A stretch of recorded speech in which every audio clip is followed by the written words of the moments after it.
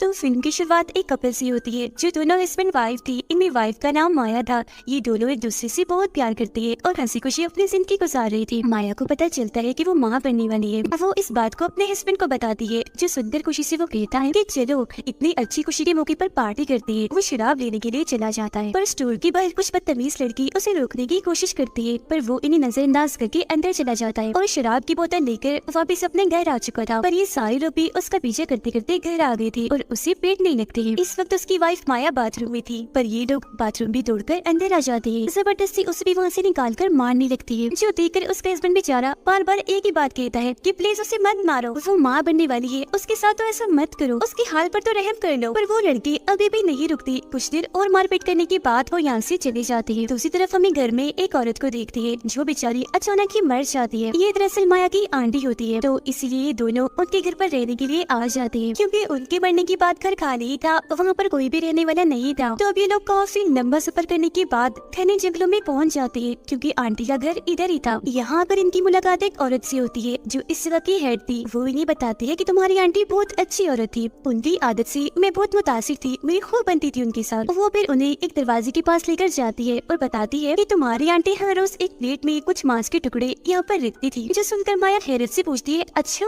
वो किसके लिए रखती थी? जिस पर वो हेड जवाब देती है कि छोटे यानी बोले गरीब लोगों के लिए, जिनका एक अलग ही ग्रुप है। उन लोगों को रेड कैप्स के नाम से जाना जाता है। पहले तुम्हारी आंटी के हस्बैंड की मौत हो गई एक खतरनाक बीमारी की वजह से, जिसके बाद वो दुखी रहने लगी क्योंकि वो छोटे लोग रेड कैप्स उन्हें कसूरवार ठहरा रहे थे। जिससे बाद में तुम्हारी आंटी को भी एहसास हुआ कि वो मुझे ऐसा इसलिए कह रही है क्योंकि मैंने कुछ दिन उन्हें खाना नहीं डाला। तो हो सकता है उनका दिल दुखा होगा और उन्होंने मुझे बदुआ दी होगी और मेरे साथ ऐसा हो गया। इन्हीं पहले मेरा हस्बैंड और फिर मेरा बच्चा भी मर गया। तो इसीलिए अब मैं चाहती हूँ कि इस ट्रेडिशन यानी रिवायत परंपरा को अब तुम आगे बढ़ाओ माया, क्योंकि तुम भी तो माँ बनने वाली हो ना। मैं नहीं चाहती कि तुम्हारे साथ भी कुछ ऐसा हो। जिस पर खुशी से माया कहती है कि हाँ क्यों नहीं, आप फिक्र मत करिए, मैं आपसे वादा करती हूँ कि अब से इस ट्रेडिशन को मैं आगे बढ़ाऊंगी, अपनी आंटी की जगह मैं लूंगी। माया को यहाँ एक तस्वीर मिलती है जिसमें एक छोटी सी बच्ची थी, जिसे देख वो समझ जाती है कि जरूर मेरी आंटी की बेटी होगी। आज ही वो सुपरमार्केट चली जाती है जहाँ से जरूरत का सारा सामान मिलता था। वो वहाँ से बहुत सारी चीजें खरीदते हैं। ये लोग पैसे देने के लिए जब काउंटर पर जाती है तो स्टोर का मालिक इनसे पैसे नहीं लेता, ये कहती हुई कि तुम उस घर में रहने के लिए आए हो तो मैं तुमसे पैसे नहीं ले रहा। तो ये लोग खुशी खुशी सामान लेकर यहाँ से जाने लगते हैं। रास्ते में एक वीरान जगह पर रुकती है जहाँ एक फैमिली रहती थी जिसका नाम विलन फैमिली था। ये दोनों एक बार में जाते हैं जहाँ ये सारे लोग एक नजर बस इन्हें ही गोली जा रही थी। फिर अचानक नॉर्मल होकर सारे लोग इनका वेलकम करते हैं। ये लोग जब बैठे थे तो इनके पास एक बूढ़ा आदमी आता है, कहता है कि बेटा मेरी एक बात हमेशा याद रखना, उस फैमिली के हेड विलन और उनके बच्चों से अपनी वाइफ को दूर ही रखना। अब बार की मालिक यानी हेड कहती है कि मैंने तुम्हारे जिम्मे कोई काम लगाया था,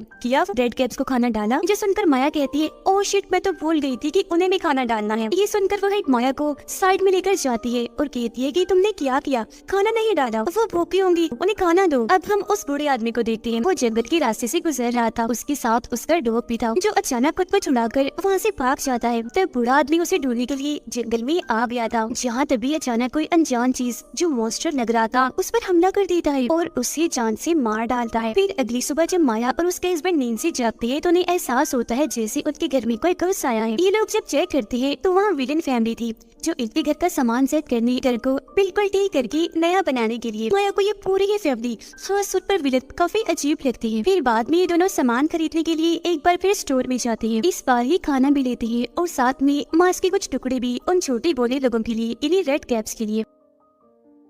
सामान खरीदने के बाद अपनी आंटी की कब्र पर जाते हैं फूल चढ़ाने के लिए। यहाँ पर तभी एक फादर भी आ जाता है जो इन दोनों को बता रहा था कि तुम्हें ये तो पता चल ही गया होगा कि तुम्हारी आंटी की बच्ची की भी मौत हो गई है, जो एक लड़की थी, मगर उस बच्ची की लाश आज तक नहीं मिली। जो सुनकर दोनों ही काफी हैरान रह जाती है। घर जाते हुए इन दोनों को हेड मिलती है। माया उससे पूछती है कि तुमने तो कहा था कि आंटी की बेटी की मौत हो गई है, पर फादर ने तो हमें ये बताया है कि उसकी लाश कभी मिली ही नहीं। तब हेड सच बताती है कि असल में तुम्हारी आंटी ने उन बुरे लोगों के साथ एक डील की थी। डील ये थी कि वो अपने हस्बैंड को बीमारी से बचाना चाहती थी, जिस पर बोले लोगों ने बीमारी को ठीक करने के बदले तुम्हारी आंटी से उसकी बच्ची मांग ली, तो मजबूरन उन्हें अपनी बच्ची बोनो को देनी ही पड़ी। उसकी बात सुनकर माया को यकीन नहीं आता और ये दोनों यहाँ से निकल जाते हैं। माया जब नहाने के लिए वॉशरूम में जाती है तो तभी उसकी नजर खिड़की पर पड़ती है। वहाँ एक आदमी था जो दरअसल विलन का बड़ा बेटा था। वहाँ खड़ा होकर माया को वो घूरने लगता है।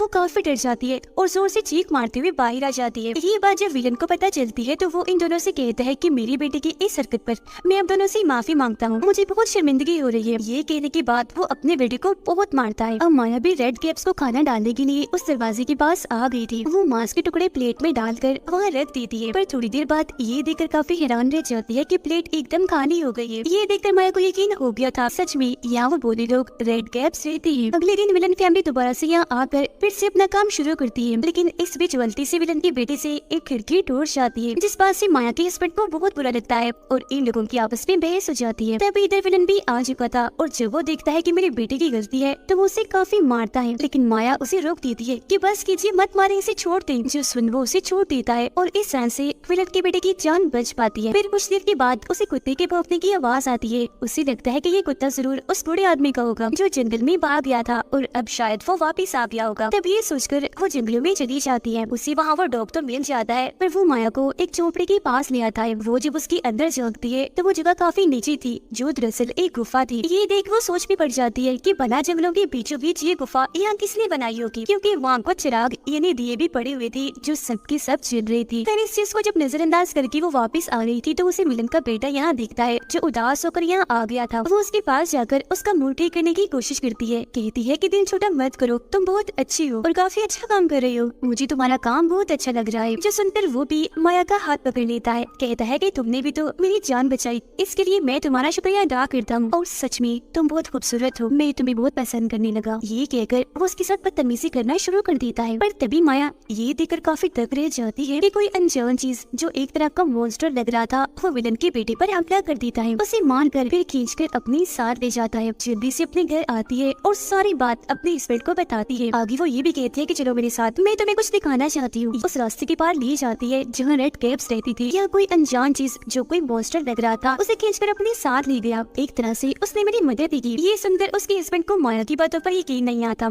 वो उल्टा उस पर गुस्सा करने लगता है कि शायद तुम्हारा दिमाग खराब रहने लगा है। अच्छा अब छोड़ो इन बातों को, जल्दी करो, घर जाओ, मैंने बाहर में जाना है। बाहर में जब वो आता है तो यहाँ विलन के दोनों बच्चे भी आए हुए थे। तो वो उसे सवाल करती है कि हमारा भाई मिल नहीं रहा, बताओ कहाँ है वो, शायद तुमने उसे देखा होगा। जिस पर माया का हस्बैंड कहता है कि मुझे नहीं पता, मैंने किसी को नहीं देखा। लेकिन ये लोग फिर भी उसके साथ बदतमीजी करने लगते हैं, जोर जोर से उस पर चिल्लाने लगती है, जिस बात से बार के मालिक और सेठ को काफी गुस्सा आ जाता है और वो इन दोनों को कहती है कि फौरन निकलो, चले जाओ मेरे बाहर से। उधर माया जब घर में अकेली थी तो उसे ऐसा महसूस होता है जैसे उसके अलावा घर में कोई और भी है। वो जब दरवाजे पर देखती है तो काफी हैरान रह जाती है, क्योंकि एक बहुत ही छोटा सा मॉन्स्टर जो बोना था घर के अंदर घुस आया था, जिसने अपने हाथ में प्लास्टिक का बैग भी पकड़ा हुआ था। माया उसे देखकर काफी डर जाती है, पीछे पीछे बैठने लगती है। जो माया के पास आता है वो उसी बैग पकड़ा कर उसे बगैर कुछ कहे ही यहाँ से चला जाता है। पर जाते जाते वो इस भोले मॉन्स्टर रेड कैप की तस्वीर बना लेती है। वो अब जैसे इस बैग को चेक करती है तो अंदर देखकर उसकी हालत खराब हो जाती है, क्योंकि उसके अंदर विलन की उस बेटे का कटा हुआ सर था। फिर रात होते ही उसका हस्बैंड भी घर आ चुका था, जहाँ माया उसे सारी बात बता देती है कि आज मैंने उन छोटे लोगों यानी रेड कैप्स को पहली बार देखा। वो हमारे घर तक आ गए। अब उसका हस्बैंड जब उस बैग को चेक करता है तो वो भी काफी डर जाता है। माया उसे रेड कैप की वो तस्वीर भी दिखाती है जो उसने चिपके से बनाई थी। अब तभी बाहर विलन फैमिली भी आ चुकी थी। बाहर से कहता है कि दरवाजा खोलो, हमें आपसे जरूरी बात करनी है, मेरा एक बेटा नहीं मिल रहा और मुझे शक है कि वो आप लोगों के साथ है। ये सुनकर ये लोग घर के बाकी दरवाजे भी बंद कर लेती है और अंदर से माया का हस्बैंड कहता है कि हमारे साथ तुम्हारा बेटा नहीं है, तो तुम यहाँ से चली जाओ, अगर तुम ना गई तो मैं पुलिस को यहाँ बुला लूंगा। अब ये सुनकर विलन फैमिली इनके घर की सारी तारें काट देती है, जिसके जरिए ये पुलिस से राब्ता कर पाती। अब माया उस सर वाले बैग को फेंकने के लिए चोरी छिपे यहाँ से जाने लगती है, पर विलन की बेटी उसे देख चुकी थी और वो बैग में उसके हाथ लग गया था। बैग को चेक करने पर उसे पता चल जाता है कि हमारा भाई मारा गया है। पर इससे पहले वो माया को कुछ कहती वो यहाँ से भाग चुकी थी। उस दरवाजे से निकलकर वो रेड कैप्स के इलाके में पहुँच गई थी। विलन को भी अब तक पता चल चुका था कि उसके बेटे को मारकर उसका सर काट दिया गया है। उसे इन दोनों पर शक होता है, इसीलिए अपने दोनों बच्चों को कहता है कि जल्दी से इस घर को आग लगा दो, जिसके बाद ये लोग उस पूरे ही घर में आग लगाना शुरू कर देती है। विलन का बेटा भी माया के हस्बैंड को पकड़कर उसे खूब मारने लगता है। उधर माया जंगलों में आ गई थी और यह अगर जोर जोर से कहने लगती है कि रेड कैप्स तुम लोग कहाँ पर हो, प्लीज जल्दी से बाहर आओ, मेरी मदद करो, कुछ लोग अभी मारना चाहती है। पर उसकी इस बात का आगे से कोई जवाब नहीं आता। पर घर में जब विलन की बेटी आग लगा रही थी तो ये देखकर काफी हैरान रह जाती है कि धीरे धीरे करके घर की सारी आग बुझ रही है और इसी के साथ घर के अंदर वो सारे रेड कैप्स आ जाती है जो विलन और उसकी बेटी पर हमला कर देती है, क्योंकि एक तरह से ये माया और उसके हस्बैंड की मदद करने करने आए थे। विलन और उसका बेटा इन रेड कैप्स यानी बोलो को देखकर काफी हैरान रह जाते हैं। वो सोच रहे थे कि इनके बारे में तो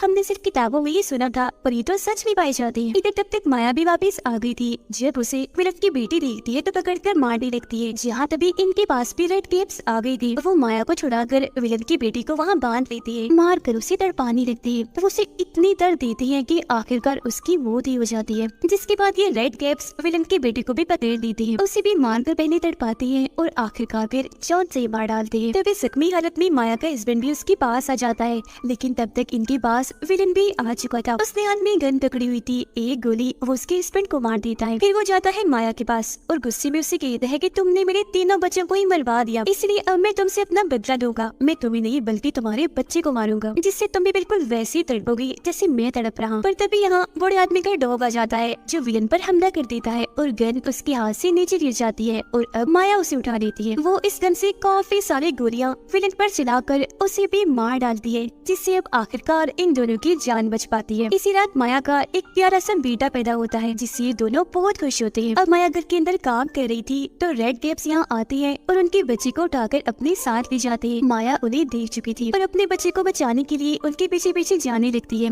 वो उसी गुफा में आ गई थी जहाँ रेड कैप्स रहती है। जैसे ही वो गुफा के अंदर आती है तो यहाँ एक बूढ़ी औरत को देखती है। उसका बच्चा भी वही पड़ा हुआ था। माया उसे पहचान लेती है, कहती है तुम तो मेरी आंटी की बेटी हो और हाँ मैं जानती हूँ तुम यहाँ क्यों हो। तुम्हारी मोम ने तुम्हें खुद इन रेड कैप्स को सौंपा था, पर देखो मैंने तो अपना बच्चा इन्हें नहीं सौंपा, बल्कि वो इसे उठा कर ले आई है। मैं उसे खुद लेने आई हूँ, मुझे मेरा बच्चा लुटा दो प्लीज। पर बूढ़ी औरत लाख समझाने के बावजूद भी उसे बच्चा देने से मना कर देती है, जो सुनकर उसे इतना गुस्सा आता है कि वो हमला करके इस औरत को यही खत्म कर देती है। उसके साथ ही वो यहाँ 2-3 रेड कैप्स को भी मार गिराती है, जिसके बाद बाकी बचे हुए रेड कैप्स माया के आगे झुक जाते हैं, क्योंकि आज से माया इनकी मदर बन गई थी। यहाँ से निकलकर माया सीधा अपने हस्बैंड के पास जाती है। उसके साथ में बहुत सारे रेड कैप्स भी थे जो माया को मदद दे रही थी। वो अपने बच्चे को अपने हस्बैंड को दे रही है, क्योंकि वो यहाँ से जा रही थी रेड कैप्स के साथ। अब से वो भी उस गुफा में वैसे ही रहेगी जैसे बुरी औरत इन रेड कैप्स के साथ रहा करती थी, इनकी मदर बनकर। और बस इसी के साथ ये फिल्म इधर ही खत्म हो जाती।